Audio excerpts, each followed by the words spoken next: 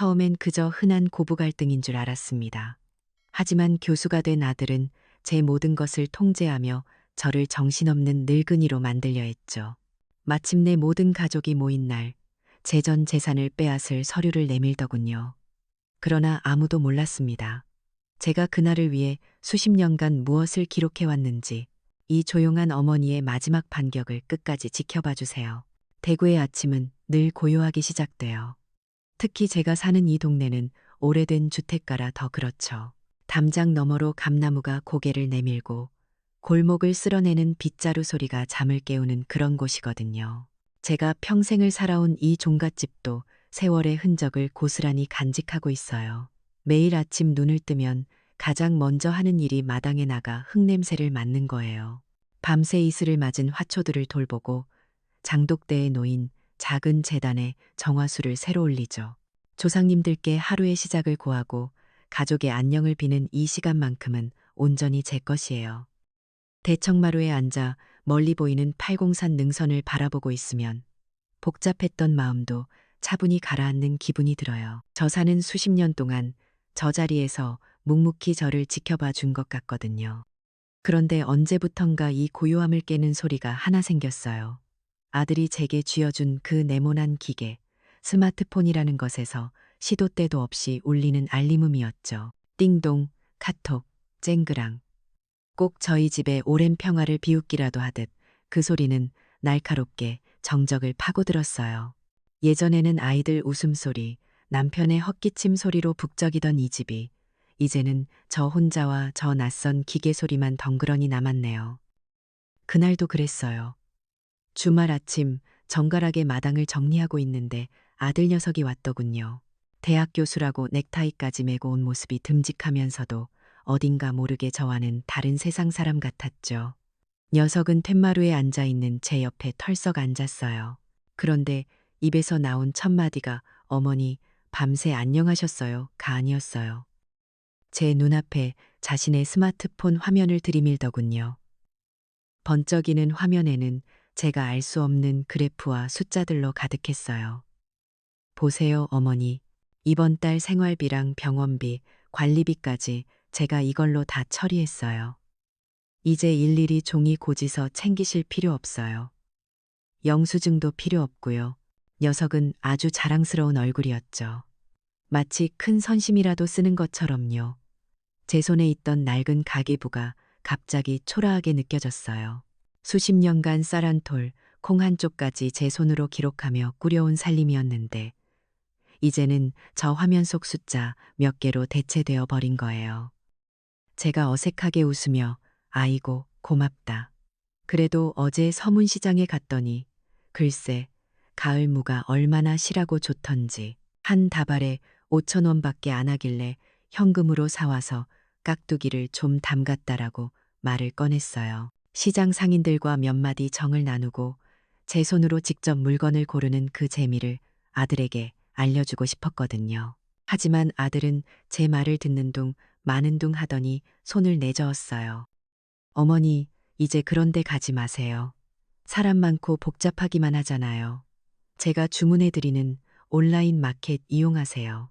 집 앞까지 배달해주고 카드 할인 받으면 그게 훨씬 싸고 편해요.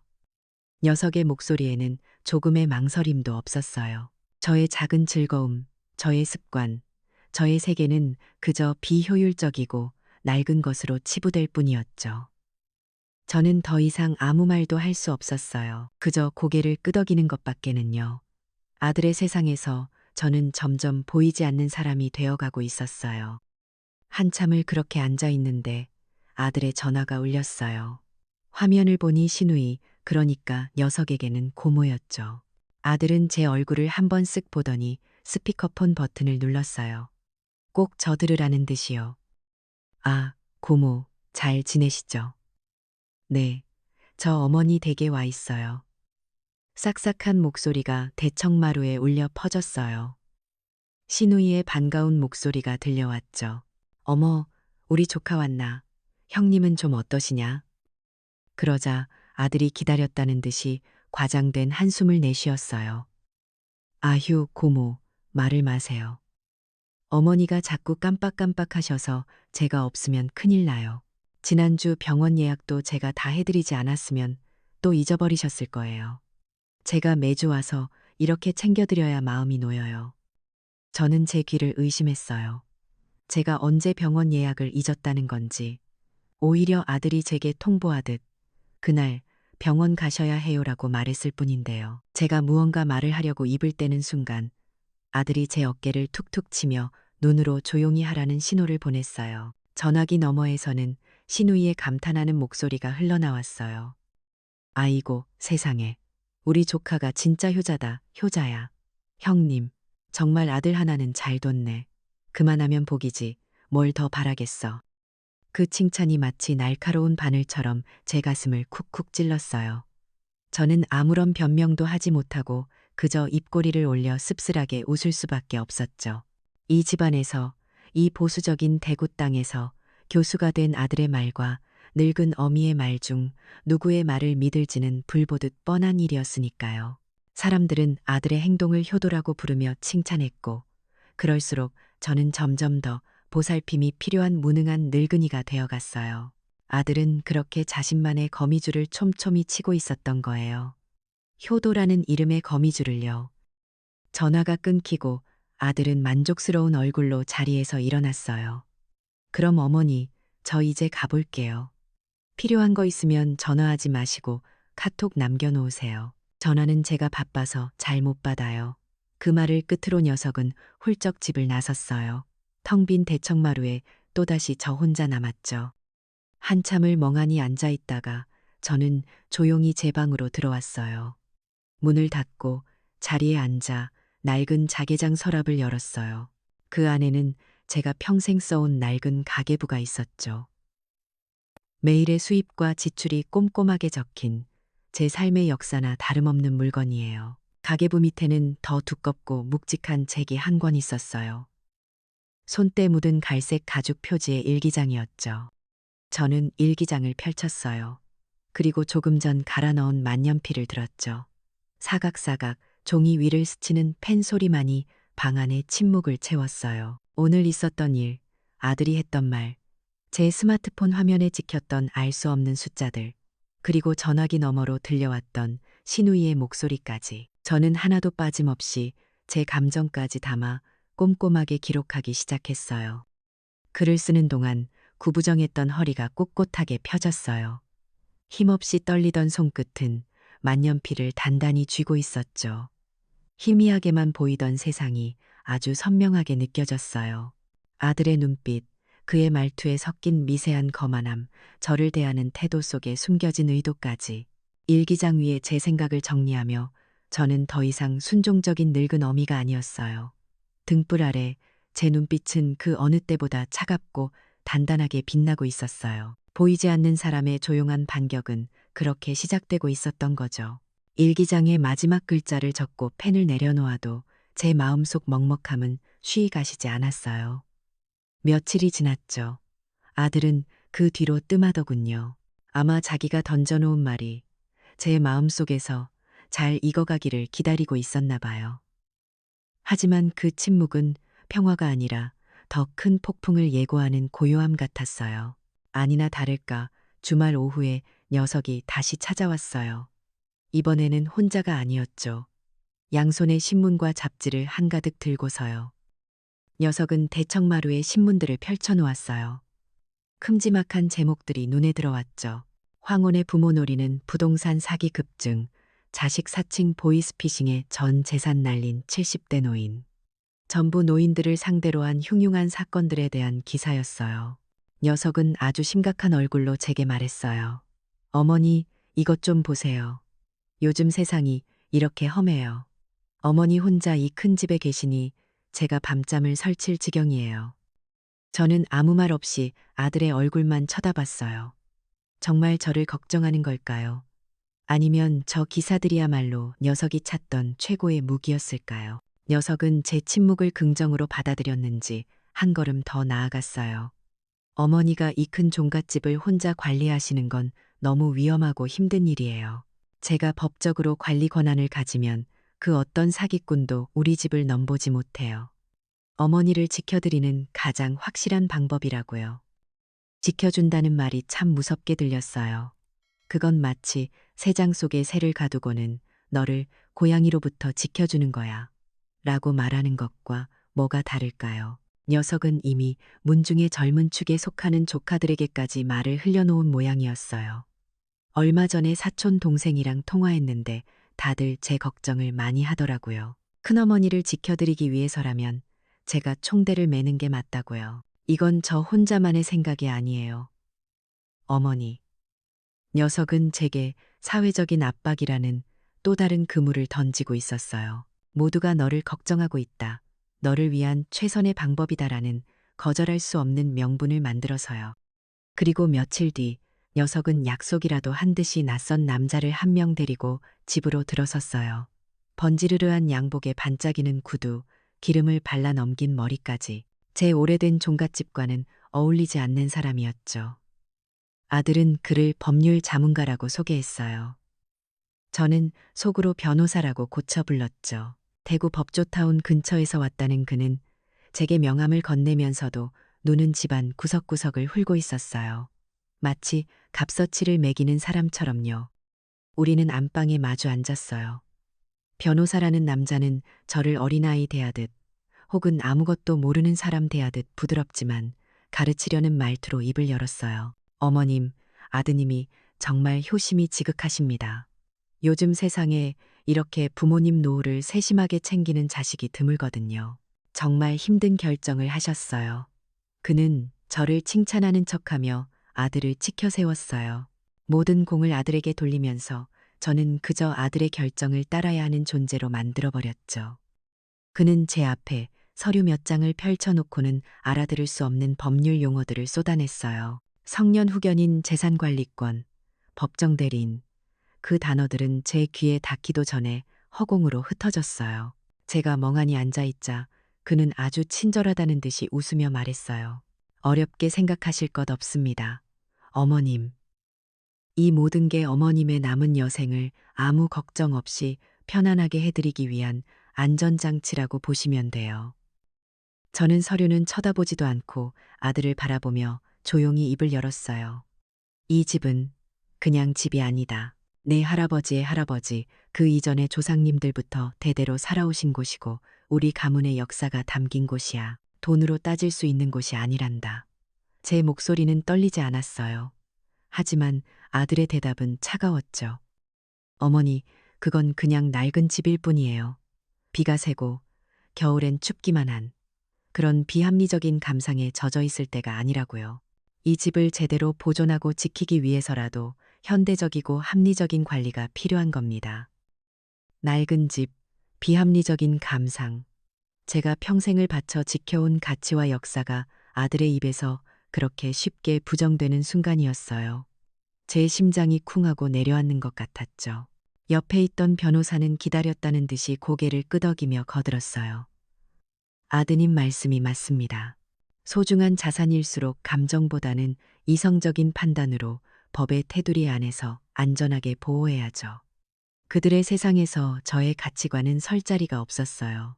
그들은 법과 합리라는 거대한 무기로 저의 세계를 무너뜨리고 있었어요. 한참을 더 떠들던 변호사는 자리에서 일어나며 마지막 결정타를 날렸어요. 그럼 다음 절차를 위해 인지 능력 검사를 위한 병원 예약도 잡아드리겠습니다. 물론 형식적인 절차니까 전혀 걱정하실 필요 없고요. 그 말이 제 귀에는 사형 선고처럼 들렸어요. 형식적인 절차라는 말로 저를 비정상의 범주에 밀어넣으려는 속셈이 뻔히 보였거든요. 아들은 재빨리 말을 받았어요. 네, 제가 잘 아는 후배가 하는 병원이에요, 어머니. 아주 실력 있고 친절한 의사니까 그냥 건강검진 받는다 생각하고 편하게 다녀오시면 돼요. 녀석은 저를 안심시키려는 듯 웃었지만 그 눈빛에서는 서늘한 기운이 느껴졌어요. 자신의 의도대로 진단서를 써줄 의사를 이미 섭외해 놓았다는 확신에 찬 눈빛이었죠. 법과 의료, 사회적으로 가장 신뢰받는 두 개의 제도가 저를 옥죄는 덫이 되어 다가오는 순간이었어요. 그들이 떠나고 난 뒤 집안에는 무거운 정막만이 남았어요. 저는 온몸에 힘이 빠져 한참을 그 자리에 주저앉아 있었죠. 정신을 차리고 가장 먼저 한 일은 몇 안 되는 친한 친척에게 전화를 건 것이었어요. 하지만 수화기 너머로 들려오는 대답은 모두 비슷했죠. 아이고, 형님. 교수 아들이 알아서 다 잘하겠지. 뭘 걱정해요. 원래 자식들이 부모 걱정하는 마음에 그러는 거예요. 너무 서운하게 생각하지 말아요. 듣고 보니 아들 말이 맞는 것 같기도 하네. 연세도 있으신데 요즘 세상이 험하긴 험하잖아요. 아들이 수년간 뿌려놓은 씨앗이 어느새 이렇게나 무성하게 자라나 있었어요. 우리 어머니는 점점 헷갈려 하신다는 그 말이 이제는 모두의 머릿속에 기정사실처럼 밝혀버린 거예요. 아무도 제 말을 믿어주지 않았어요. 저는 이제 그저 고집세고 말 안 통하는 늙은이일 뿐이었죠. 이웃들도 마찬가지였어요. 마당에서 마주쳐도 예전처럼 살갑게 말을 거는 대신 걱정스러운 눈빛으로 저를 힐끔거리기만 했죠. 저는 이 거대한 종갓집에 제가 나고 자란 이 대구 땅에 완벽하게 혼자 버려진 섬이 되어버린 기분이었어요. 사방이 온통 아들이 쳐놓은 거미줄이었고 저는 그 한가운데서 옴짝달싹 못하는 신세가 되어버렸네요.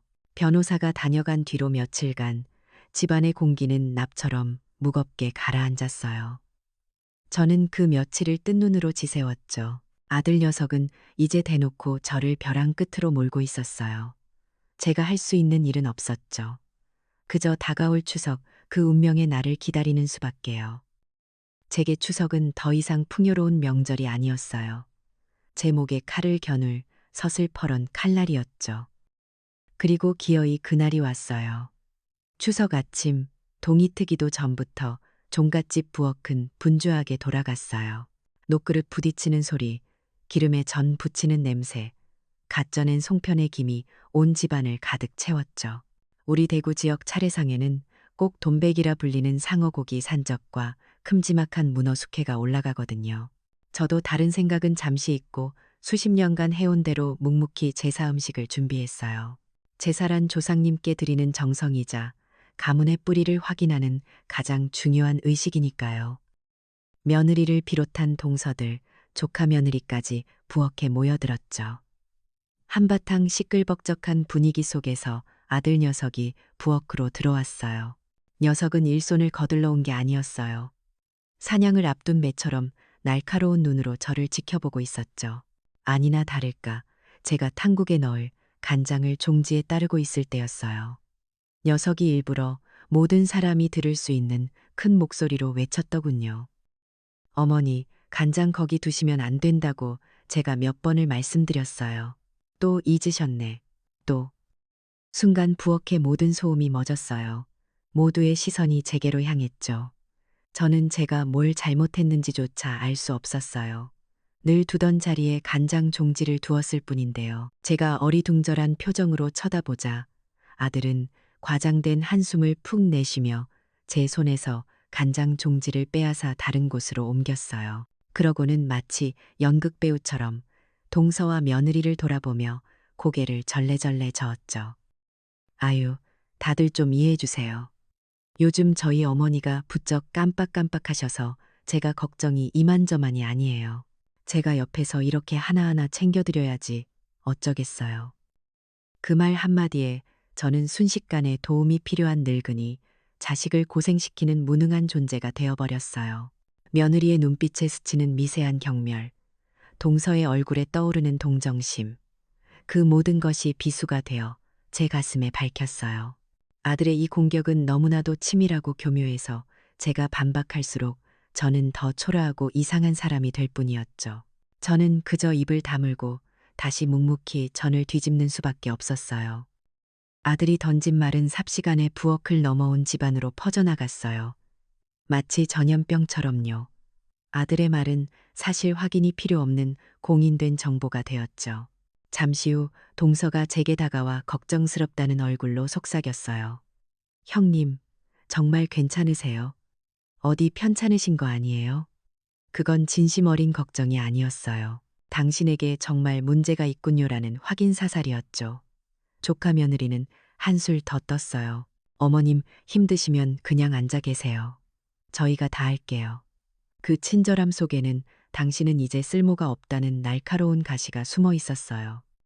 순식간의 일이었어요. 저는 이 집의 안주인이 아니라 모두의 걱정과 동정을 받는 문제 있는 시어머니가 되어 있었죠. 반대로 제 아들은 어머니를 극진히 보살피는 희생적인 효자로 둔갑했고요. 아들은 단 몇 마디 말로 수십 년간 제가 쌓아온 권위와 명예를 한순간에 무너뜨린 거예요. 차례가 끝나고 온 가족이 대청마루에 둘러앉아 식사를 하는 시간은 고문과도 같았어요. 모든 대화는 자연스럽게 아들, 자랑스러운 대학 교수 아들을 중심으로 흘러갔죠. 아들이 자기 학교 이야기를 하면 모두가 귀를 쫑긋 세우고 감탄사를 연발했어요. 제가 용기를 내어 동네 이야기를 꺼내려 하자 아들은 제 말을 칼같이 잘랐어요. 어머니, 그건 아까 하신 말씀이잖아요. 주위는 순간 조용해졌지만 아무도 아들의 무례함을 지적하지 않았어요. 오히려 저를 정말 똑같은 말을 또 하네 라는 눈빛으로 쳐다봤죠. 저는 사람들 속에 있었지만 유리벽에 갇힌 것처럼 완벽하게 혼자였어요. 바바리 모래알처럼 껄끄러워 도저히 넘길 수가 없었죠. 그리고 마침내 올 것이 오고야 말았어요. 식사가 끝나고 과일을 먹고 있을 때였어요. 아들이 기다렸다는 듯이 서류 가방에서 두툼한 서류 뭉치와 제 인감도장이 들어있는 도장집을 꺼내들었어요. 그러고는 온 친척들이 보는 앞에서 제 앞에 와서 공손하게 무릎을 꿇고 앉았죠. 그 모습은 마치 효심지극한 아들이 어머니께 큰 선물을 올리는 듯한 그림이었어요. 녀석은 아주 인자하고 부드러운 미소를 지으며 제게 말했어요. 어머니, 나라에서 어르신들 편하게 해드리려고 새로 나온 서류래요. 복잡한 연금이나 복지 혜택을 아들인 제가 대신 처리해드릴 수 있게 하는 간단한 동의서예요. 여기에 도장만 한번 찍으시면 돼요. 그냥 간단한 사회보장 서류예요. 녀석의 손에 들린 스마트폰 화면에는 어르신 복지 혜택 간소화 안내라는 그럴듯한 제목의 정부기관 웹페이지가 띄워져 있었죠. 물론 그것도 녀석이 미리 준비해둔 거짓 정보였을 거예요. 그 순간 거실의 모든 소음이 거짓말처럼 멈췄어요. 어른들의 기침소리, 아이들의 웃음소리까지 전부요. 모든 친척들의 시선이 제 손과 아들이 내민 서류, 그리고 인감도장에 집중됐어요. 숨막히는 침묵이었죠. 저는 그들의 시선 속에서 읽을 수 있었어요. 저렇게 효심 깊은 아들이 해달라는데 뭘 망설이나 나이 들더니 고집만 세졌네. 저는 완전히 궁지에 몰렸어요. 여기서 도장을 찍지 않고 버티면 저는 모든 친척들 앞에서 자식의 효심도 몰라주는 이상하고 고집센 노망난 늙은이가 되는 거예요.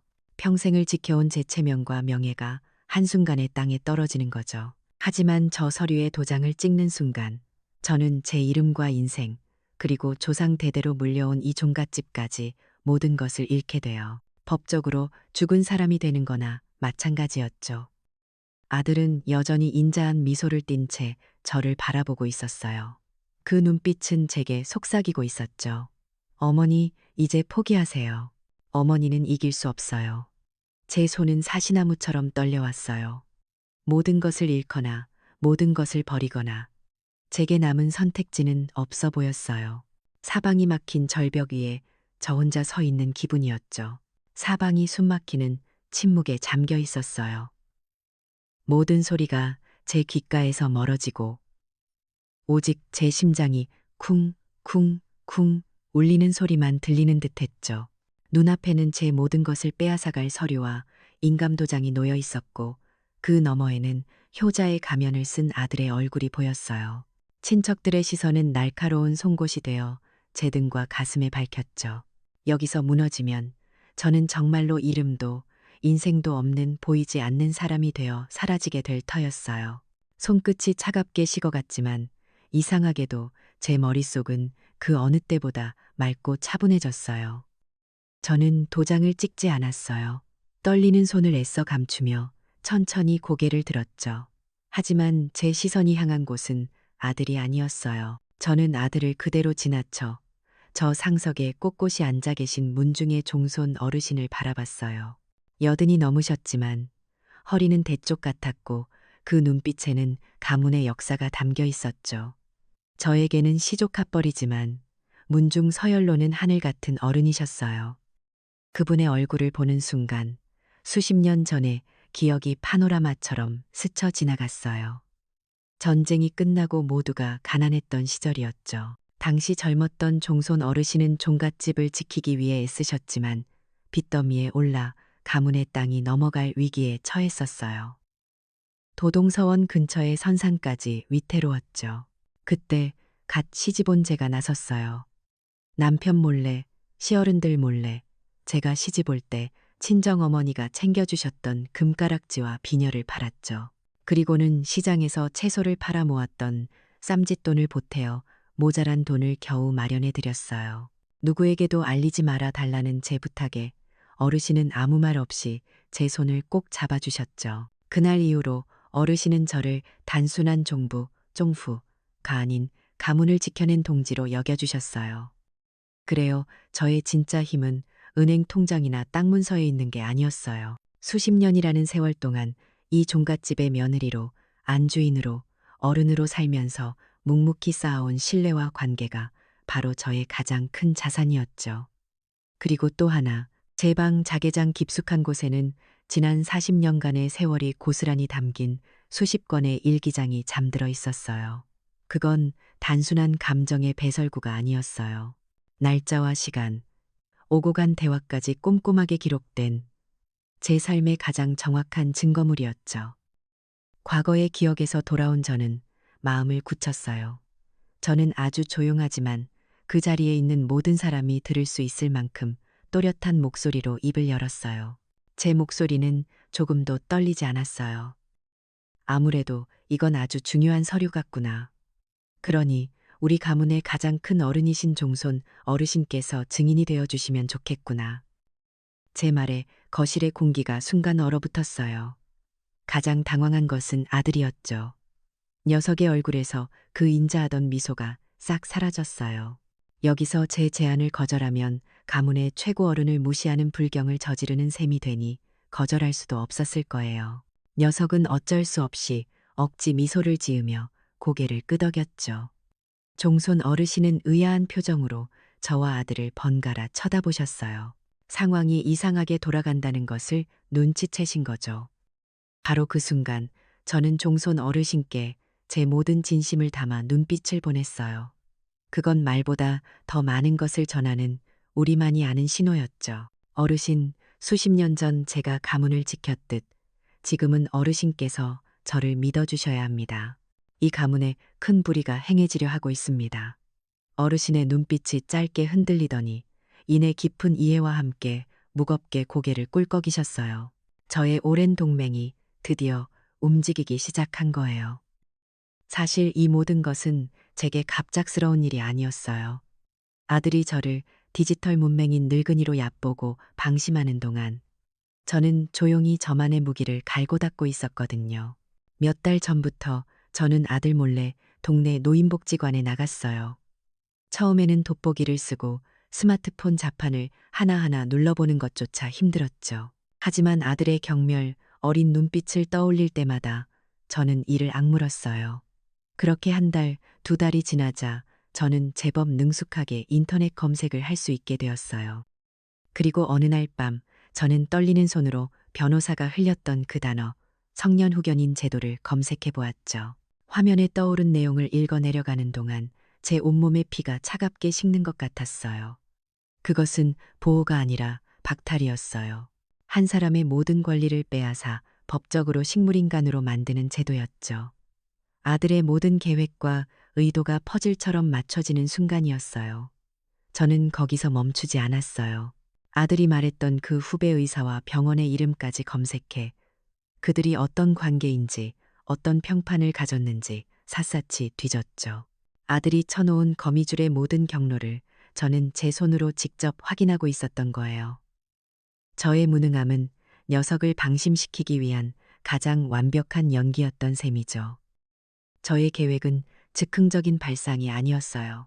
저는 아들의 음모를 눈치챈 순간부터 이날을 기다려왔어요. 1년 중 모든 가문 사람이 한자리에 모여 체면과 명예를 가장 중시하는 바로 이 추석날을 저의 전쟁터로 삼기로 결심했죠. 오늘 이 자리에서 아들의 위선적인 가면을 벗겨내고 제 명예를 되찾기로 말이에요. 제 주머니 속에는 손수건과 함께 작은 USB 하나가 들어 있었어요. 거기에는 그동안 아들이 제 앞에서 무심코 스피커폰으로 통화했던 내용들의 녹음 파일과 녀석이 어머니를 위한 일이라며 검색했던 인터넷 기록들의 캡처 화면이 고스란히 담겨 있었죠. 40년간의 역사가 담긴 아날로그의 정수, 일기장, 그리고 현대 기술의 산물인 디지털 증거, USB. 이 두 가지가 오늘 제가 휘두를 칼이었어요. 저는 더 이상 절벽 위에 선 희생양이 아니었어요. 먼지를 털어내고 보니 제 머리 위에는 지난 세월의 지혜와 인내가 만들어준 왕관이 씌워져 있었죠. 이제는 반격할 시간이었어요. 저는 조용히 숨을 골랐어요. 곧 시작될 폭풍을 기다리면서요. 저는 아들의 시선을 피하지 않고 그 너머 상석에 앉아 계신 종손 어르신을 향해 천천히, 아주 천천히 고개를 돌렸어요. 그리고는 제 평생에 없었을 가장 온화하고 부드러운 미소를 지었죠. 그 미소에 아들의 얼굴이 순간 굳어지는 것이 보였어요. 제 다음 행동을 전혀 예측하지 못하겠다는 불안감이 스쳐 지나갔죠. 저는 자리에서 일어나 조금의 망설임도 없이 제 방으로 향했어요. 웅성거리던 대청마루는 제가 움직이자 다시 한번 찬물을 끼얹은 듯 조용해졌어요. 그 짧은 순간 저는 이 판의 주도권이 누구에게 있는지 모두에게 보여주고 있었던 거예요. 방에 들어서자마자 저는 자개장 가장 아래 칸을 열었어요. 그 안에는 고운 비단 보자기에 쌓인 꾸러미가 하나 있었죠. 저는 먼지를 툭툭 털어내고 그 꾸러미를 들고 다시 대청마루로 나갔어요. 제 손에 들린 것은 한 권의 책이 아니었어요. 똑같은 갈색 가죽 표지를 한 두툼한 일기장 대여섯 권이 정갈하게 묶여있는 꾸러미였죠. 그것은 제 40년 세월의 무게였어요. 아들의 얼굴은 이제 하얗다 못해 파랗게 질려 있었어요. 녀석은 저 책들이 무엇인지, 그 안에 무엇이 들어있는지 본능적으로 알아차린 것 같았어요. 녀석이 다급하게 무언가 말하려 입을 열었지만 저는 그보다 빨랐어요. 저는 종손 어르신 앞에 다가가 공손히 허리를 숙이고 보자기를 풀어 일기장 꾸러미를 내려놓았어요. 그리고는 가장 위에 있던 가장 최근의 날짜가 적힌 일기장 한 권을 두 손으로 받들어 어르신께 건넸죠. 제 얼굴에는 분노나 원망 같은 감정은 없었어요. 그저 이 모든 것을 지켜봐 달라는 고요하고 간절한 마음뿐이었죠. 어르신, 증인이 되어주시겠다고 하셨으니 부디 이 못난 어미의 기록을 한번 읽어주시겠습니까? 종손 어르신은 제 손에 들린 일기장과 제 얼굴을 잠시 번갈아 보시더니 이내 무겁게 고개를 끄덕이셨어요. 그리고는 품에서 돋보기 안경을 꺼내 쓰셨죠. 아들이 자리에서 벌떡 일어나려다 다른 어른의 날카로운 눈초리에 다시 주저앉았어요. 대청마루의 공기는 이제 팽팽하게 당겨진 활시위 같았죠. 어르신의 낮고 힘있는 목소리가 침묵을 깨고 울려 퍼지기 시작했어요. 경자년 10월 초사한 날, 맑음. 아들에게서 사흘 만에 전화가 왔. 안부를 묻는 말은 없었다. 새로 나온 연금 상품이 있는데 내 명의로는 가입이 안 되니 자기 명의로 들어주면 안 되겠냐고 했다. 나는 괜찮다고 했. 그날 밤 아들은 아내와 통화하며 노인네가 고집만 세져서 큰일이라고 했다. 나는 그저 조용히 듣고만 있었다. 첫 페이지가 익혔을 뿐인데 친척들의 얼굴에 미묘한 변화가 생겼어요. 어르신은 감정 없는 목소리로 계속해서 제 기록을 읽어내려 가셨어요. 아들이 제 통장을 가져가 자신의 스마트폰에 연동시킨 날, 병원에 가기 싫다는 저를 억지로 끌고 가서는 의사 앞에서 어머니가 자꾸 이상한 소리를 하신다고 말했던 날, 친척들에게 전화를 걸어 제 험담을 늘어놓았던 날까지 사소하게만 보였던 그 모든 순간들이 날짜와 시간, 그리고 제가 들었던 대화 내용과 함께 구체적으로 기록되어 있었어요. 이것은 더 이상 정신없는 늙은이의 하소연이 아니었어요. 한 인간의 존엄성이 어떻게 체계적으로 짓밟혔는지에 대한 소름 끼치도록 상세한 범죄 기록이었죠. 종손 어르신의 낭독은 마치 법정에서 검사가 공소장을 읽는 것처럼 장엄하고 무겁게 공간을 압도했어요. 친척들은 처음에는 설마 하는 표정으로, 나중에는 경악과 분노가 뒤섞인 얼굴로 아들을 쳐다보기 시작했어요. 아들은 고개를 푹 숙인 채 덜덜 떨리는 손으로 마른 입술만 축이고 있었죠. 일기장이 절반쯤 넘어갔을 때였어요. 변호사를 데리고 왔던 그날의 기록이 익히기 시작했죠. 아들이 변호사라는 사람을 데려와 성년 후견인이라는 것을 해야 한다고 했다. 내가 나를 책임질 수 없는 사람이니 아들이 나의 모든 것을 대신 결정하게 해달라고 나라의 허락을 받는 것이라고 했다. 그 대목에서 저는 조용히 품에서 작은 USB 하나를 꺼냈어요. 그리고는 컴퓨터를 제법 잘 다루는 조카 손주를 불렀죠.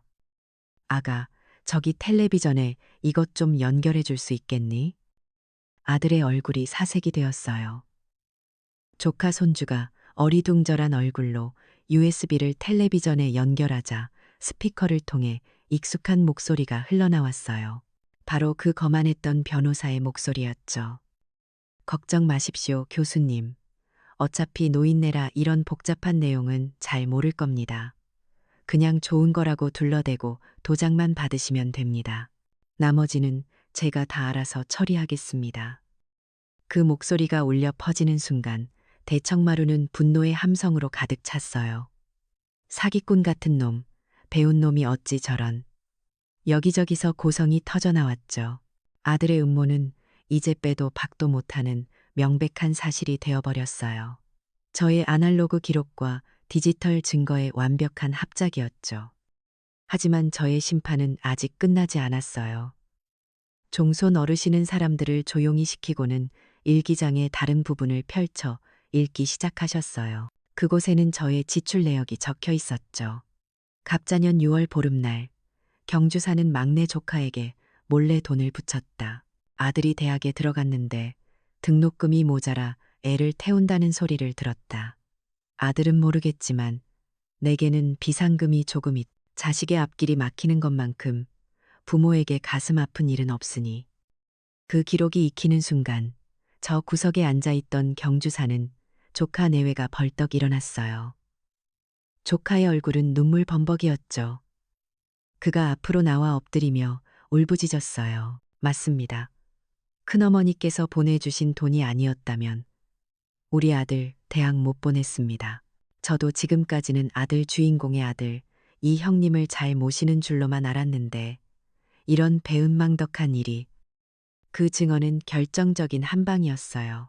제가 아들이 말하는 것처럼 돈 관리도 못하는 무능한 노인이 아니라 오히려 아들보다 훨씬 더 지혜롭고 자비롭게 돈을 써왔다는 사실이 만천하에 증명된 것이죠. 저를 동정하거나 의심하던 친척들의 눈빛은 이제 존경과 미안함으로 바뀌어 있었어요. 전세는 완벽하게 역전되었죠. 종손 어르신은 조용히 일기장을 덮고 제게 돌려주셨어요. 그리고는 평생에 들어본 적 없는 불호령 같은 목소리로 아들을 향해 소리치셨죠. 저 멀리 도동서원에 잠들어 계신 조상님들까지 들으실 것 같은 천둥 같은 목소리였어요. 이 천하에 불효막심한 놈을 봤나. 내 아비가 살아있었어도 내 놈을 이리 가르치지는 않았을 것이다. 배운 놈이 어찌 짐승만도 못한 짓을 하여 가문의 명예에 똥칠을 하는가. 저 어미의 깊은 속을 헤아리지는 못할 망정 그 재산을 탐하여 생사람을 잡으려 들어? 그것이 신호탄이었어요. 가문의 어른들이 모두 자리에서 일어나 아들을 향해 분노를 쏟아내기 시작했어요. 대구 사람 특유의 직설적이고 강한 어조로 쏟아내는 질타는 그야말로 불벼락 같았죠. 당장 이 집에서 나가 족보에서 파내야 한다. 아들은 변명 한마디 못하고 흑빛이 된 얼굴로 고개를 숙인 채 모든 비난을 받아내고 있었어요. 며느리는 소리 없이 눈물만 뚝뚝 흘렸고 손주들은 겁에 질려 어쩔 줄 몰라 했죠. 교수라는 사회적 지위, 장남이라는 가문에서의 권위, 가장이라는 가정에서의 체면, 아들이 평생을 바쳐 쌓아 올렸던 모든 것들이 제가 40년간 기록해온 진실 앞에서 산산조각나 무너져 내리고 있었어요. 저는 그 모습을 그저 묵묵히 지켜볼 뿐이었어요. 통쾌함보다는 깊은 슬픔이 밀려왔죠. 하지만 이것은 반드시 필요한 일이었어요. 무너진 것을 바로 세우기 위한 기록된 모든 것들의 정의로운 심판이었으니까요. 폭풍이 지나간 대청마루는 무겁고도 고요했어요. 아들은 엎드린 채 미동도 없었고 친척들은 어찌할 바를 몰라 저와 종손 어르신 그리고 죄인이 된 아들의 얼굴만 번갈아 쳐다볼 뿐이었죠. 그 무거운 침묵을 깬 것은 종손 어르신의 공식적인 선포였어요. 어르신은 가문의 최고 어른으로서 문중 회의의 결과를 그 자리에서 모두에게 알렸죠. 아들은 오늘부로 종갓집의 장남으로서 받아야 할 모든 권리를 박탈당하며 이 종갓집과 선산의 모든 관리 권한은 온전히 김 여사에게 위임된다고요. 그 선포는 아들에게 내려진 사회적 사망 선고나 다름없었어요.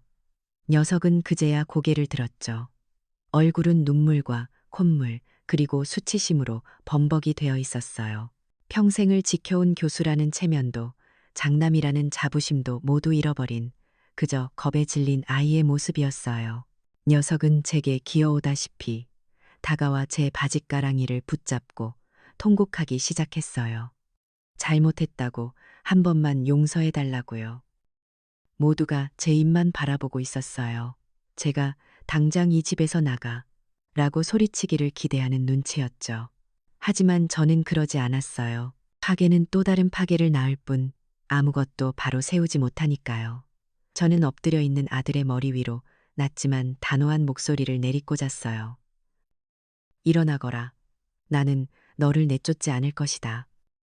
아들이 고개를 들자 저는 말을 이었어요. 대신 네가 나를 무시하고 빼앗으려 했던 바로 이 집에서 네 죄를 매일같이 마주하며 진정한 아들이 되는 법을 처음부터 다시 배우거라. 저는 녀석에게 버리자 동시에 기회를 주기로 마음먹었어요. 그날 이후로 아들의 하루는 완전히 달라졌죠. 매일 아침 동이 트면 가장 먼저 제 방에 와서 문안 인사를 드려야 했어요. 그리고 아침 식사 후에는 제가 내준 과제를 해야 했죠. 그것은 바로 붓글씨로 우리 가문의 역사와 제사의 의미, 조상님들의 가르침을 한자 한자 필사하는 것이었어요. 녀석이 비합리적이고 낡은 집착이라고 경멸했던 바로 그 가치들을 이제는 제 손으로 직접 기록하고 몸으로 익혀야 했던 거죠. 그것은 단순한 벌이 아니었어요. 무너진 관계를 회복하기 위한 고통스럽지만 반드시 필요한 첫걸음이었어요. 저의 이야기는 추석날 모였던 친척들의 입을 통해 순식간에 온 동네로 그리고 대구 지역 사회로 퍼져나갔어요. 처음에는 그저 흥미로운 가십거리였지만 이야기는 점차 다른 의미를 갖기 시작했죠. 저와 비슷한 처지에 있던 다른 어르신들이 제게 용기를 얻었다며 하나둘씩 목소리를 내기 시작한 거예요. 얼마 지나지 않아 제가 남몰래 컴퓨터를 배웠던 바로 그 지역 노인복지관에서 연락이 왔어요. 관장님은 제 손을 꼭 잡으시며 저의 경험을 바탕으로 노인들의 권익을 보호하기 위한 상담소를 열고 싶다고 부디 자문 역할을 맡아달라고 부탁하셨죠. 저는 기꺼이 수락했어요. 제 승리가 저 하나만의 것으로 끝나서는 안 된다고 생각했거든요. 종갓집의 사랑채는 이제 더 이상 손님을 맞는 공간이 아니었어요. 지역 어르신들의 사랑방이자 지혜를 나누는 작은 교실이 되었죠. 저는 그곳에서 어르신들에게 제 경험을 들려주었어요. 부당함에 맞서기 위해 우리는 무엇을 해야 하는지 꼼꼼하게 모든 것을 기록하고 모르는 것은 배우고 그리고 무엇보다 혼자 끙끙 앓지 말고 서로 힘을 합쳐 연대해야 한다고요. 저는 거기서 멈추지 않았어요. 어느 주말 오후 저는 손주들을 제 방으로 불렀어요. 아이들은 또 어려운 숙제를 내주시려나 싶어 긴장한 얼굴이었죠. 저는 웃으며 아이들에게 제 스마트폰을 내밀었어요. 얘들아, 할미한테 블로그라는 것 좀 만드는 법을 가르쳐 주렴. 손주들의 눈이 동그래졌어요. 저는 아이들의 도움을 받아 종갓집 툇마루라는 이름의 블로그를 열었어요. 그리고 제가 수십 년간 써온 일기장의 내용들을 하나씩 올리기 시작했죠. 물론 아들의 이야기는 아니었어요. 우리 가문의 대대로 내려오는 전통 음식 조리법, 돈베기를 맛있게 굽는 법, 잊혀가는 셋이 풍속 이야기, 그리고 제가 살면서 깨달은 소소한 지혜들을요. 전통의 기록과 현대의 기술이 만나 저의 지혜는 이제 담장을 넘어 더 넓은 세상과 소통하기 시작했어요. 제 이야기는 지역 조례에 노인 금융 착취 방지 교육 조항이 신설되는데 작은 영향을 주기도 했답니다. 몇 년의 세월이 흘렀어요. 아들은 정말로 변했어요. 매일 아침 붓글씨를 쓰며 자신을 성찰한 덕분인지 더 이상 오만하고 거만한 교수의 모습은 찾아볼 수 없었죠. 녀석은 진심으로 자신의 잘못을 뉘우쳤고 어머니의 지혜를 존경하는 겸손한 아들이 되었어요. 주말이면 복지관 상담소에 나와 자신의 법률 지식을 이용해 다른 어르신들을 돕는 것으로 속죄의 시간을 보냈죠. 오늘도 평화로운 오후예요. 저는 종갓집 툇마루에 앉아 따스한 가을볕을 쬐고 있어요. 곁에서는 아들이 상담소 관련 서류를 보여주며 제게 조언을 구하고 있고 그 옆에서는 손주 녀석이 새로 나온 스마트폰 기능을 제게 열심히 설명해주고 있네요. 이따금씩 마당으로 찾아오는 동네 어르신들과 두런두런 이야기를 나누기도 하죠. 저는 이제 보이지 않는 사람이 아니에요. 침묵 속에 갇힌 여제도 아니죠. 저는 이 집의 주인이자 가문의 어른이며 지역 사회의 지혜로운 할머니예요. 진정한 가족이 된 아들과 손주들을 바라보며 저는 평화로운 미소를 지었어요. 길고 길었던 싸움은 끝났고 마침내 저의 자리에서 저의 이름으로 새로운 시작을 맞이하게 된 거예요. 가장 강력한 복수는 파괴가 아니라 가르침이었어요. 한 어머니의 진정한 승리는 아들을 이기는 것이 아니라 그에게 진정한 아들로서 다시 시작할 기회를 준 것이었죠. 진정한 권위는 지배가 아닌 지혜로운 사랑에서 나오는 법이니까요. 그것이 바로 침묵하던 여제가 보여준 가장 위대한 지혜였어요.